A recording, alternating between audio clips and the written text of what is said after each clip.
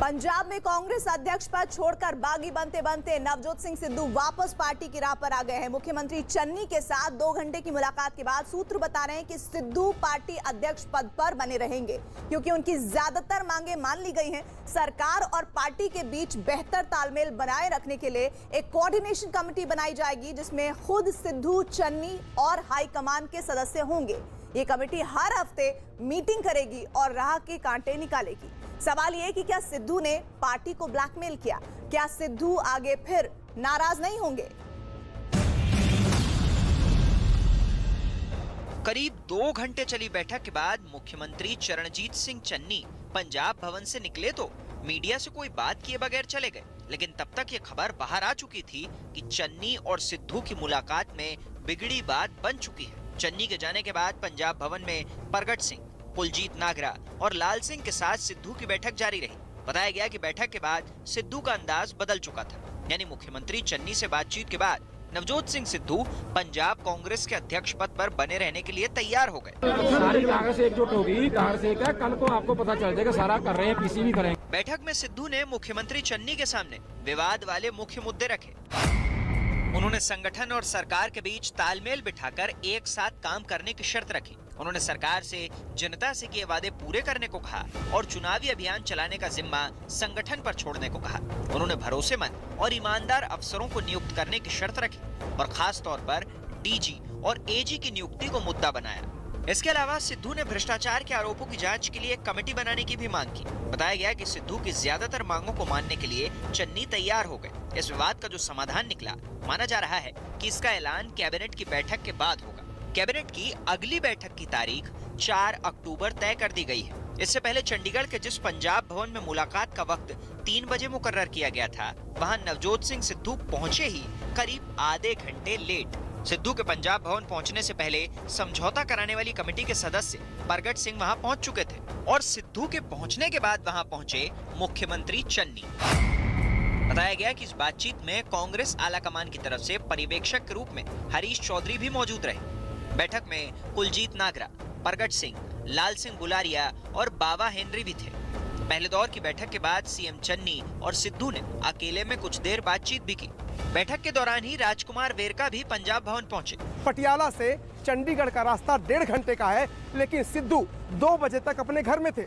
सिद्धू ने 2 बजे के बाद ही पटियाला छोड़ा, चंडीगढ़ निकले। इसके पहले दिल्ली में कांग्रेस के पूर्व अध्यक्ष राहुल गांधी सोनिया गांधी से मुलाकात कर रहे थे। ये मुलाकात जब तक चली, सिद्धू अपने घर में रहे। मुलाकात खत्म होते ही सिद्धू पटियाला से चंडीगढ़ के लिए निकले। सोनिया और राहुल की मुलाकात का चन्नी और सिद्धू की बैठक से कोई रिश्ता था या नहीं, इस पर तो कुछ नहीं कहा गया, लेकिन बैठक में उठाए गए मुद्दों पर सहमति बनने से पहले ही विरोधी दल तंज कसते नजर आए। ये सारी कैबिनेट ही दागी है, किसको निकालोगे? सारी कांग्रेस ही दागी है। हालांकि इस बैठक के नतीजे से अब सब सामान्य होता लगे, लेकिन कांग्रेस के अंदर की कलह खत्म हो चुकी है, ये कहना जल्दबाजी होगी। पंजाब कांग्रेस के पूर्व अध्यक्ष सुनील जाखड़ ने एजी और डीजीपी की नियुक्ति पर सवाल उठाए जाने को लेकर जो ट्वीट किया, वो बहुत कुछ कहता है। जाखड़ ने अपने ट्वीट में कहा कि अब बस बहुत हुआ, मुख्यमंत्री को नीचे दिखाने की कोशिश खत्म की जानी चाहिए। एजी या डीजीपी की नियुक्ति पर सवाल खड़े करने का मतलब सीएम पर सवाल खड़ा करना है। ये वक्त सभी तरह की शंकाओं को दूर करने का है। सवाल ये कि सिद्धू की बड़ी मांगे पार्टी कैसे मानेगी। कहा जा रहा है कि सिद्धू डीजीपी और एडवोकेट जनरल के पद पर हुई नियुक्तियों से खुश नहीं है। सिद्धू राणा गुरजीत सिंह को कैबिनेट मंत्री बनाए जाने से भी नाखुश हैं। पार्टी के सामने दिक्कत यह है कि अगर गुरजीत को कैबिनेट से हटाया गया तो दोआबा के इलाके में पार्टी को चुनावी नुकसान हो सकता है। कैप्टन के जाने के बाद राणा गुरजीत सिंह ही पार्टी के लिए चुनावी फंड भी जुटा सकते हैं, यानी आगे कुआं पीछे खाई। पंजाब में कांग्रेस की अंदरूनी कलह और गांधी परिवार से नाराज कैप्टन अमरिंदर सिंह ने आखिर कांग्रेस छोड़ने की बात कह ही दी। साथ ही ये भी कह दिया कि वो बीजेपी में भी नहीं जा रहे हैं। जाहिर है कैप्टन अभी अपने सियासी कार्ड खोलने को तैयार नहीं है, लेकिन पंजाब लौटने से पहले दिल्ली में उनकी सक्रियता का बढ़ना नए कयासों के बाजार को जन्म देता है। Number 1, I am not going to remain in the Congress. Number 2, I am not joining the BJP. That is enough for me at the moment. कलह पंजाब कांग्रेस में हुई और उसकी हलचल दिल्ली तक कांग्रेस के बाहर भी महसूस की जा रही है। चूंकि बीते 2 दिनों से पंजाब के पूर्व मुख्यमंत्री कैप्टन अमरिंदर सिंह दिल्ली में जमे हैं, उनकी हर डगर पर हर दल की पैनी नजर थी। न्यूज 18 के पंकज कपाही की खबर है कि कैप्टन अमरिंदर सिंह की जल्द ही प्रधानमंत्री नरेंद्र मोदी से मुलाकात होगी। जैसे ही ये खबर आई, पंजाब बीजेपी के नेता हरजीत गरेवाल ने दावा कर दिया कि कैप्टन को केंद्र में बड़ी जिम्मेदारी मिल सकती है। इन खबरों के बाद ये अटकलें तेज हो गईं कि कैप्टन बीजेपी में शामिल हो सकते हैं, लेकिन जैसे ही इस तरह के कयास लगाए जाने लगे, पंजाब कांग्रेस के नेता और चन्नी सरकार में मंत्री राजकुमार वेरका ने इसे झुठलाने की कोशिश की। अच्छे लोगों ਨੂੰ ਮੋਦੀ ਜੀ ਲੈਂਦੇ ਆ ਔਰ ਕਈ ਵਾਰ ਤਾਂ ਕਈ ਅੱਛੇ ਆਫੀਸਰਸ ਨੇ ਉਹਨਾਂ ਨੂੰ ਵੀ ਲਿਆ ਹੈਗਾ। ਹਜ਼ਾਰਾਂ ਚ ਵੀ ਲਿਆਂਦਾ ਜਾ ਸਕਦਾ ਹੈ, ਖੇਤੀਬਾੜੀ ਮੰਤਰੀ ਵੀ ਬਣਾਇਆ ਜਾ ਸਕਦਾ। ਕਿਉਂ ਨਹੀਂ, ਜੇ ਦੇਸ਼ ਦਾ ਹਿੱਤ ਹੋਵੇ, ਸੂਬੇ ਦਾ ਹਿੱਤ ਹੋਵੇ, ਉਹਦੇ ਚ ਕਿਉਂ ਨਹੀਂ ਹੋਣਾ ਚਾਹੀਦਾ? ਇਹੋ ਜਿਹੇ ਅੱਛੇ ਲੋਕ ਹੋਣੇ ਚਾਹੀਦੇ। ਖੇਤੀਬਾੜੀ ਮੰਤਰੀ ਬਣੇ ਤਾਂ ਉਹ ਤਾਂ ਫਿਰ ਸਿੱਧਾ ਕਿਸਾਨੀ ਦਾ ਮੁੱਦਾ ਸੋਲਵ ਕਰ ਦਿੰਦੇ। ਨਹੀਂ, ਕਿਸਾਨੀ ਦਾ ਮੁੱਦਾ ਤਾਂ ਪਹਿਲਾਂ ਹੀ ਸੋਲਵ ਹੋਏਗਾ, ਕੋਈ ਖੇਤੀਬਾੜੀ ਮੰਤਰੀ ਬਣਨ ਨਾਲ ਨਹੀਂ, ਪਰ ਉਹਨਾਂ ਨੂੰ ਕੋਈ भी जिम्मेदारी ਦਿੱਤੀ ਜਾ ਸਕਦੀ ਹੈ, देनी भी चाहिए है। बीजेपी का कुछ है नहीं, इधर लोगों के घरों में झांक करके कि किसी ना किसी को वो पटाने की कोशिश करते हैं कि कोई मेरे साथ जुड़ जाए, कोई मेरे साथ जुड़ जाए। लेकिन जब तक वो किसानी मसले हल नहीं करेंगे, जब तक किसानों की बातें नहीं सुनेंगे, जब तक ये सबूत नहीं देंगे कि वो किसान हितैषी हैं, पंजाब हितैषी है, तब तक पंजाब के लोग कोई भी नेता बीजेपी में जाएगा उनको एक्सेप्ट नहीं करेंगे। मुझे लगता ही नहीं वो जाएंगे, मुझे नहीं लगता वो जाएंगे। वेरका ने भले ही कैप्टन के पार्टी छोड़ने की खबरों को गलत ठहराने की कोशिश की, लेकिन एक दिन पहले से आज तक कैप्टन की हलचल कांग्रेस के दावे से मेल खाती नहीं दिखती। इसकी वजह खुद कैप्टन ने ही आज सुबह तब दी जब वो मुलाकात के लिए राष्ट्रीय सुरक्षा सलाहकार अजीत डोभाल के घर पहुंच गए। इस मुलाकात के लिए कैप्टन के साथ उनके OSD और कुछ सहयोगी भी थे। बताया गया कि कैप्टन ने डोभाल से मुलाकात में उन्हें कुछ दस्तावेज सौंपे। ये दस्तावेज राष्ट्रीय सुरक्षा से जुड़े थे। खुद कैप्टन की तरफ से भी कहा गया कि राष्ट्रीय सुरक्षा के मसले पर जिम्मेदार लोगों से उनकी मुलाकात होती रहती है, चाहे वो मुख्यमंत्री हो या ना हो। इस मुलाकात के कुछ ही देर बाद अजीत डोभाल केंद्रीय मंत्री अमित शाह से मिलने निकल पड़े। बताया गया कि अमित शाह से डोभाल की मुलाकात के दौरान केंद्रीय गृह सचिव भी मौजूद थे। इससे इस मुलाकात की अहमियत और बढ़ जाती है। यह हलचल अपने आप में काफी कुछ कहती है। 3 दिनों के दिल्ली दौरे के दौरान कैप्टन अमरिंदर सिंह की हलचल, उनकी मुलाकातें साफ इशारा करती हैं कि कैप्टन अमरिंदर सिंह अब ज्यादा दिनों तक कांग्रेस में टिकने वाले नहीं हैं। उन्होंने भी ये साफ कर दिया है कि वो कांग्रेस को अलविदा कह देंगे, क्योंकि जिस तरह का अपमान हुआ है उसे वो नहीं सहेंगे। हालांकि कैप्टन ने यह भी साफ किया है कि वो बीजेपी में शामिल नहीं होंगे। यानी साफ है कि कैप्टन अमरिंदर सिंह पंजाब के चुनाव में एक नई पार्टी बनाकर नए मोर्चे के साथ सामने आ सकते हैं। लेकिन नई पार्टी और नया मोर्चा बीजेपी का होगा, इसकी अटकलें यूं ही नहीं लग रही। एक दिन पहले ही कैप्टन ने केंद्रीय गृह मंत्री अमित शाह से मुलाकात की थी। करीब 50 मिनट तक चली इस मुलाकात में क्या बात हुई, इसका खुलासा खुद कैप्टन ने ट्विटर पर किया। अमरिंदर ने ट्वीट किया, दिल्ली में गृह मंत्री अमित शाह से मिला। इस दौरान कृषि कानूनों के खिलाफ लंबे समय से चल रहे किसानों के आंदोलन पर चर्चा की। उनसे कानूनों को निरस्त करने के साथ इस संकट को तुरंत हल करने का आग्रह किया। साथ ही MSP गारंटी देने की मांग की। बताया गया कि कैप्टन और अमित शाह के बीच जल्द ही दूसरी मुलाकात हो सकती है। इस बीच कैप्टन अमरिंदर सिंह ने अपने ट्विटर प्रोफाइल से कांग्रेस से जुड़े अपने परिचय को भी हटा दिया। कैप्टन अमरिंदर सिंह ने पंजाब के मुख्यमंत्री के पद से इस्तीफा देने के बाद जल्द ही अपने अगले सियासी कदम की जानकारी देने की बात कही थी। लगता है कि अभी वो थोड़ा और इंतजार करने के मूड में है, लेकिन एक बात तो बार बार कह रहे हैं वो कि आज भी वो बोल गए बातों बातों में, किसी भी सूरत में वो सिद्धू को चुनाव जीतने नहीं देने वाले। यूपी के गोरखपुर में प्रॉपर्टी डीलर मनीष गुप्ता की संदिग्ध मौत का मामला गर्माता जा रहा है। पुलिस पर उनकी हत्या के गंभीर आरोप लगे हैं और तो और मनीष गुप्ता की पोस्टमार्टम रिपोर्ट में भी पुलिस पर लगे आरोपों की तरफ ही इशारा हो रहा है। और इस बीच विपक्ष के हंगामे के बीच सीएम योगी आदित्यनाथ एक्शन में आए और मनीष गुप्ता की पत्नी से मिलकर उनकी सभी मांगे मान ली और सीबीआई जांच का भरोसा भी दिया।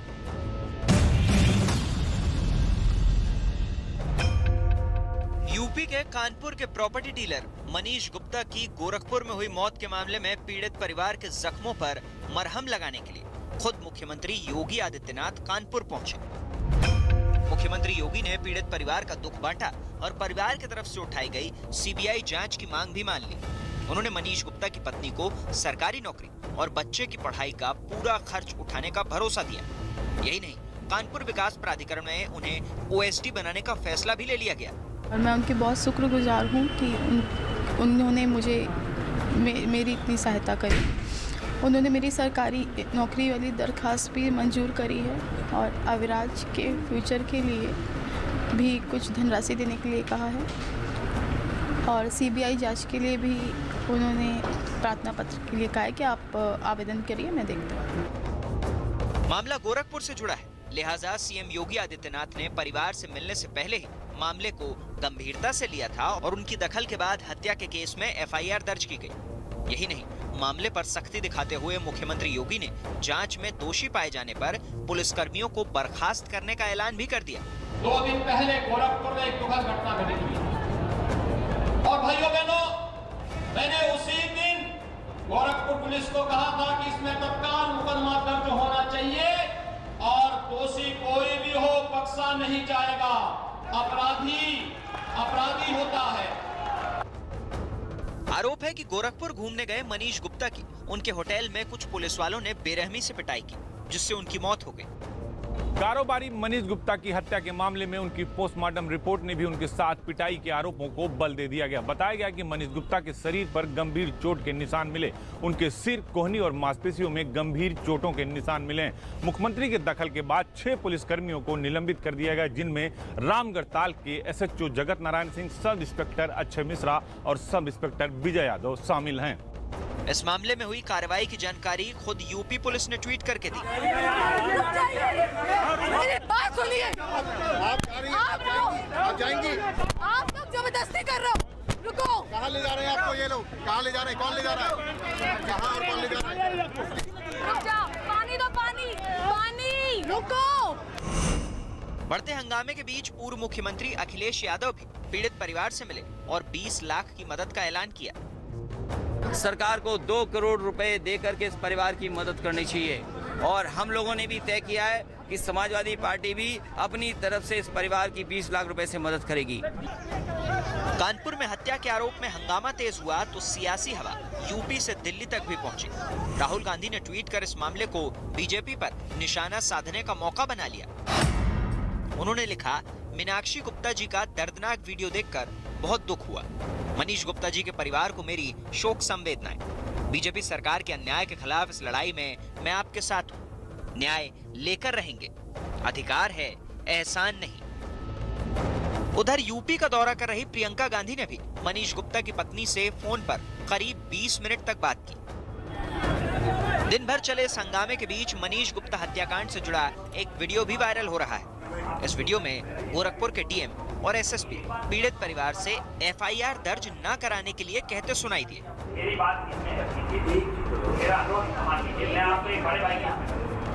न्यूज़ 18 इस वीडियो की पुष्टि नहीं करता है।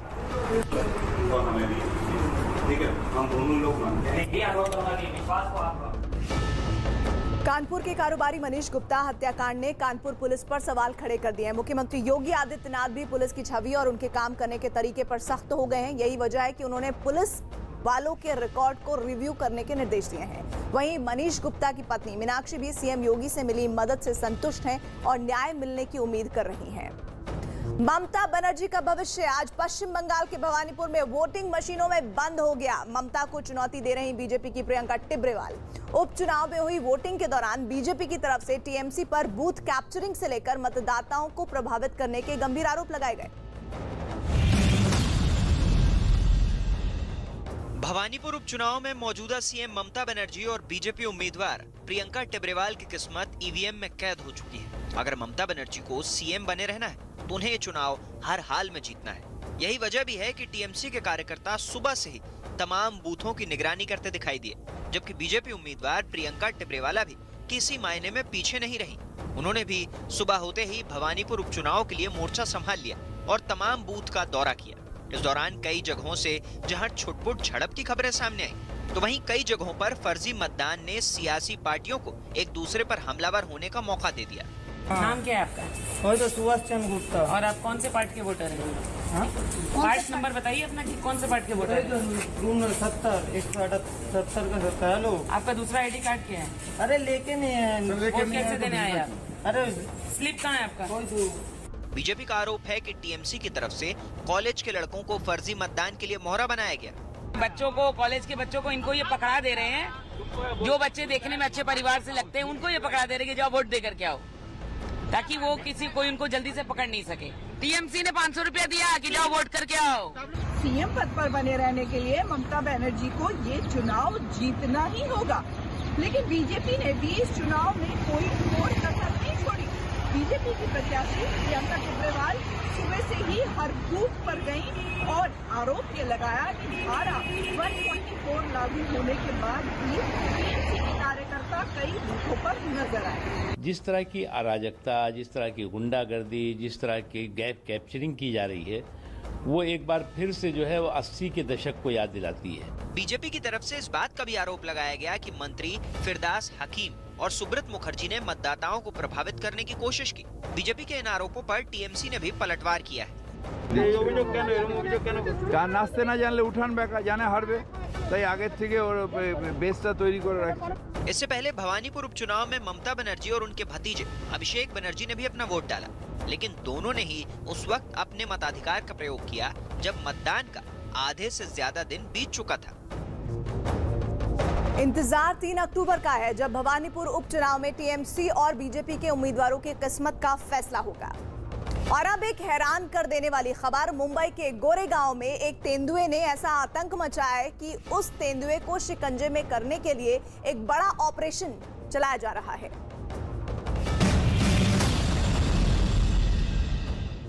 मुंबई के गोरेगांव की आर्य कॉलोनी से सामने आए सीसीटीवी में जो कुछ कैद हुआ, उसने पूरे इलाके में दहशत फैला दी। आखिर ये दहशत क्यों फैली, पहले वो वजह भी देख लीजिए। गोरेगांव के जंगल से सटी आर्य कॉलोनी के इस मकान में बुधवार शाम करीब 7:45 पर ये वाकया हुआ। अंधेरे में एक तेंदुआ इस मकान में पीछे की तरफ आकर दुबक जाता है। इस बीच एक बुजुर्ग महिला वहां आकर चबूतरे पर बैठ जाती है, मगर उसके ठीक पीछे अंधेरे में छुपा तेंदुआ दबे पांव आगे बढ़ता है और उस बुजुर्ग महिला पर हमला कर देता है। लेकिन वो महिला इस हमले के बावजूद हिम्मत नहीं हारती और अपने वॉकर से तेंदुए पर हमला कर देती है। महिला के हमले से तेंदुआ भी डर जाता है और वहां से भाग खड़ा होता है। गनीमत ये रही कि इस हमले में महिला की जान बच गई। मम्मी की आवाज चीखे सुना और मैं बाहर आया और तेंदुआ कुछ ही दूर जाके फिर छुप गया। फिर हम टॉर्च के सहारे देखे तो तेंदुआ था वहाँ पे और फिर हम डंडे के सहारे उसके पीछे गए और उसको जंगलों में भाग गए।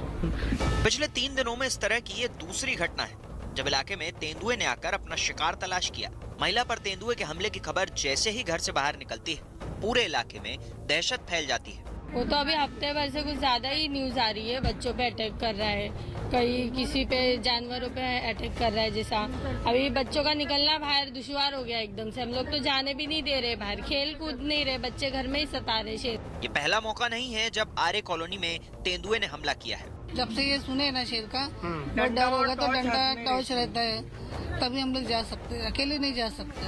अकेले पे हम लोग पूरा ग्रुप एक साथ में जाता है, अकेले तो नहीं जा सकते, अभी इतना डर हो गया। पिछले 20 दिनों में 5 से ज्यादा तेंदुओं द्वारा हमला हो चुका है। लगातार तेंदुओं के हमले की वजह से वन विभाग के अधिकारियों की चिंताएं बढ़ चुकी हैं।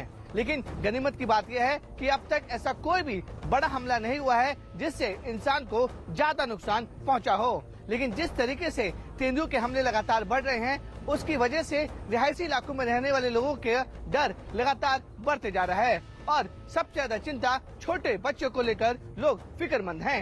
इस इलाके में तेंदुए के हमले अक्सर होते रहते हैं और उनकी तस्वीरें भी सीसीटीवी में कैद होती रही हैं। वन विभाग के पास पहुंचती लगातार शिकायतों के बाद वन विभाग ने जंगली जानवरों को इंसानों की बस्ती से दूर रखने के लिए जंगली इलाकों में पिंजरे भी लगाए हैं। वो यूनिट नंबर 3 में एक अभी लगाया हुआ है। कल रहे निर्मला देवी जी जो अपने हैं यहाँ के, जिनके ऊपर कल रात को जो सीसीटीवी फुटेज में सब वर्ल्ड ने देख लिया, तो उनके ऊपर उनके यहाँ पे अभी अपन जहाँ पे खड़े हो उनके यहाँ पे लगाया। अभी दो ट्रैप उन्होंने फॉरेस्ट डिपार्टमेंट ने लगाए हुए हैं। लेकिन फिलहाल तो तेंदुए की दहशत ने यहाँ के लोगों को मुश्किल में डाल रखा है।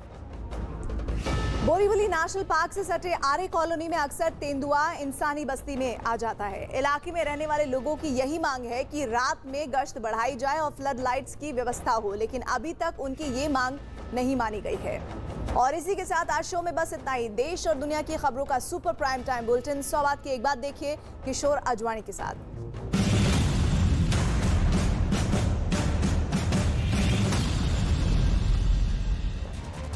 नमस्ते, मैं हूं किशोर अजवाणी। घड़ी इशारा कर रही है 9 बजे रात का। वक्त 100 बात की एक बात का। अमित शाह और